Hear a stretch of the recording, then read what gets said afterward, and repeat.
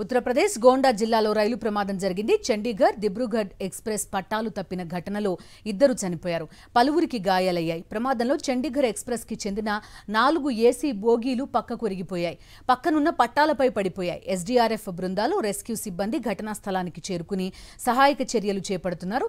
Railway medical van ప్రమాద స్థలానికి చేరుకుంది. రైలు ప్రమాదంపై స్పందించిన యూపీ సీఎం యోగి ఆదిత్యనాథ్ సహాయక చర్యలు వేగవంతం చేయాలని అధికారులను ఆదేశించారు.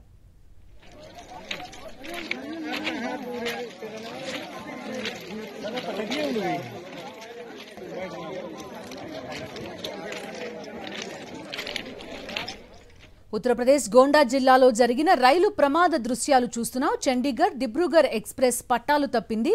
ఈ ఘటనలో 2 చనిపోయారు, పలువురికి గాయాలయ్యాయి. ప్రమాదంలో చండీగఢ్ ఎక్స్ప్రెస్ కి చెందిన 4 ఏసీ బోగీలు పక్కకు ఒరిగిపోయాయి, పక్కనున్న పట్టాలపై పడిపోయాయి. ఎస్డీఆర్ఎఫ్ బృందాలు, రెస్క్యూ సిబ్బంది ఘటనా స్థలానికి చేరుకుని సహాయక చర్యలు చేపడుతున్నారు. రైల్వే మెడికల్ వ్యాన్ ఇప్పటికే ప్రమాద స్థలానికి చేరుకుంది. రైలు ప్రమాదంపై స్పందించారు యూపీ సీఎం యోగి ఆదిత్యనాథ్.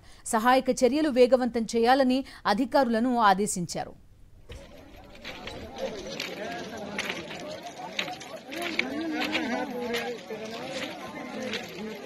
लगी